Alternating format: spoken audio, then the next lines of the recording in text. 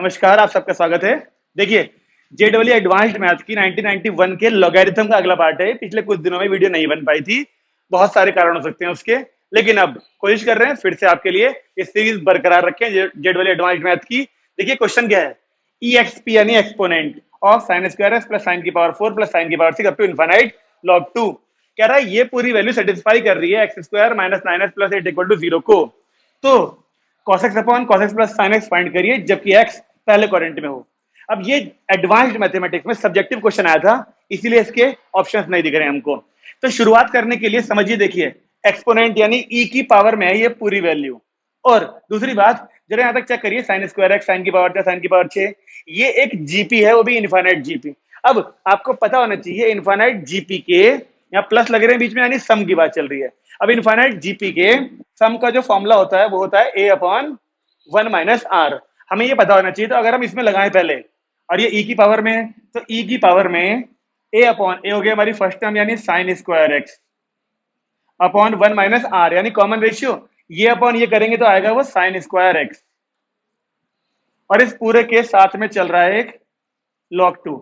Okay, तो ये क्या बनता है, देखें जरा, ई की पावर में साइन स्क्वायर एक्स, ये बन गया कॉस स्क्वायर एक्स यानी कि tan स्क्वायर एक्स और साथ में log 2। अब आपको log की प्रॉपर्टी पता होगी, आप एडवांस की तैयारी कर रहे हैं तो e की पावर में ये है, साथ में log है, log के बेस में e ही होगा। अगर इस वाली वैल्यू को हम 2 की पावर में भेज दें तो ये कुछ हमको दिखेगा ऐसे, देखिए e की पावर में log 2 और 2 की पावर में tan स्क्वायर एक्स। अब हम जानते हैं कि e की पावर में log के बेस में e, कुछ ना होने का मतलब, तो ये पूरी वैल्यू गायब होके ये केवल बचता है 2 की पावर tan स्क्वायर एक्स, यानी ये पूरा हिस्सा सिंप्लीफाई करके आ रहा है इतना। इसको अगर हम y मान लेते हैं थोड़ी देर के लिए, यानी कि इस पूरे की वैल्यू हमारी मिल गई है y इज इक्वल टू 2 की पावर tan स्क्वायर एक्स। अब ये वैल्यू हमारी इस इक्वेशन को सेटिस्फाई करती है। इसको सेटिस्फाई करने का मतलब x की जगह पर हम 2 की पावर tan स्क्वायर एक्स डाल दें, या फिर आसान काम करें, हम इसके पहले फैक्टर कर लेते हैं। ये मल्टीप्लाई करके 8 और प्लस करके 9, यानी 8 प्लस 1 फैक्टर करें इसके, तो x की वैल्यू आती है 2। एक तो आता है 8 और एक आता है हमारा 1, दोनों प्लस के आएंगे।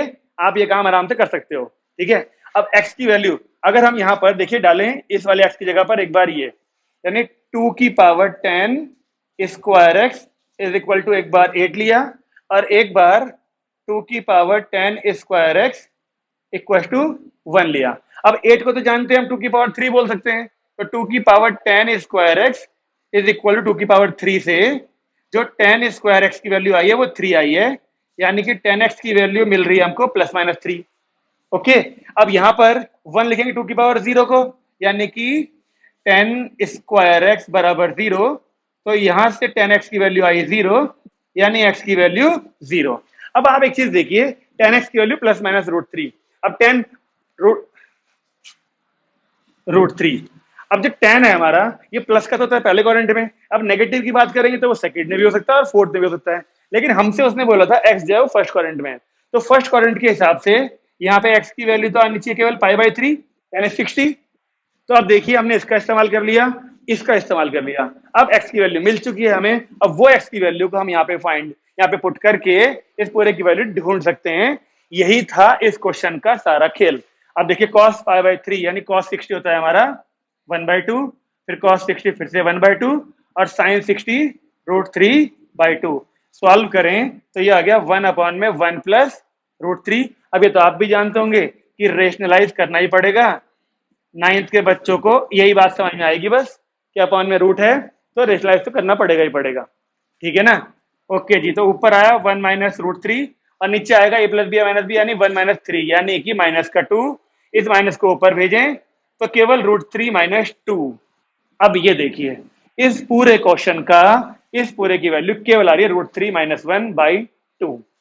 ये था हमारा 1991 में आया हुआ लॉगरिथम का एडवांस्ड लेवल का क्वेश्चन, जो कि सब्जेक्टिव था। अब इस एक क्वेश्चन के अंदर आप लोग देख लीजिए कितने सारे कॉन्सेप्ट लग रहे हैं।